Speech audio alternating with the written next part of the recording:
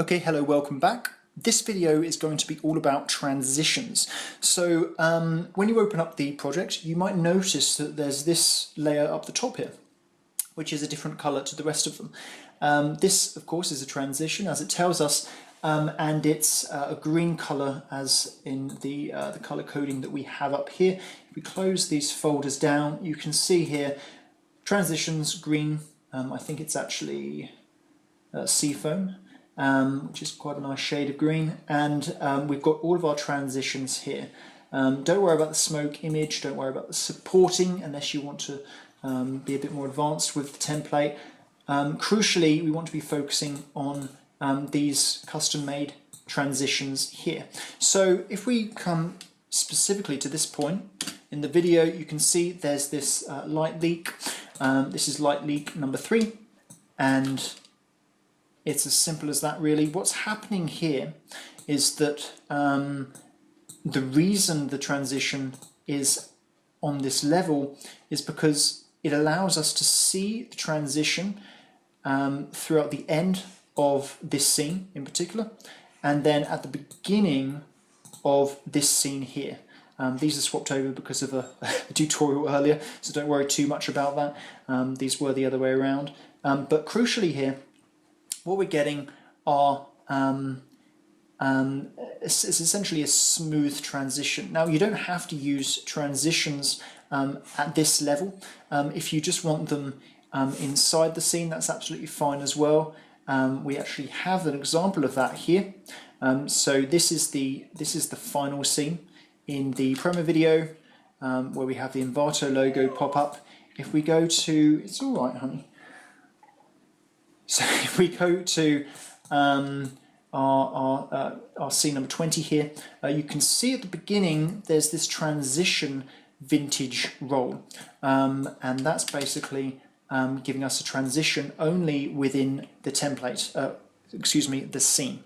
So it doesn't transport, or it doesn't translate over to the previous scene that comes before it at the top level. So for example here, let's just quickly go through how to exchange transitions. If you just want to make basic edits to the template, we'll select our transition here.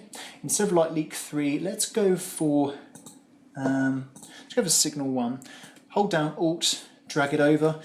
It immediately takes on the properties of the previous layer here, in this case the light leak, and then we'll give it a play, and you can see that it goes in there very smoothly. Now, your needs may not be as simple as that. You may actually want to import a brand new transition, for example here, and you may want to position it somewhere else. Well, how do you do that? Well, very simply, you bring it in and drag it, as you've just seen, and then if we, for example, want it to be between this and this scene, we're going to zoom in here, and we're just going to make sure that it's about even here.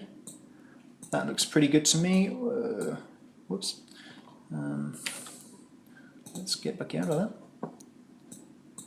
And then just like that, we can see we've got the transition. Sometimes you may want it to be more in the first scene than the second. That's of course a preference for you to decide upon.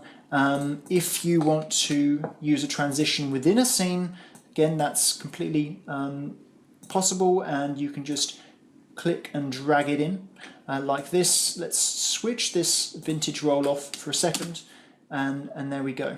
A very subtle effect there. And it's as simple as that. Again, you can play around with the timing. There's nothing, set in stone here. I assume the reason you bought this template is because you wanted a bit more flexibility, at least in terms of, not so much a basic cookie cutter. You see a lot of cookie cutter explainer video services out there. This is a bit more complex, gives you a bit more freedom, and so this is attributed to that. It's just about watching it, getting a feel for it, and thinking, what kind of look do I want, and playing around with it until you find something that really appeals to you.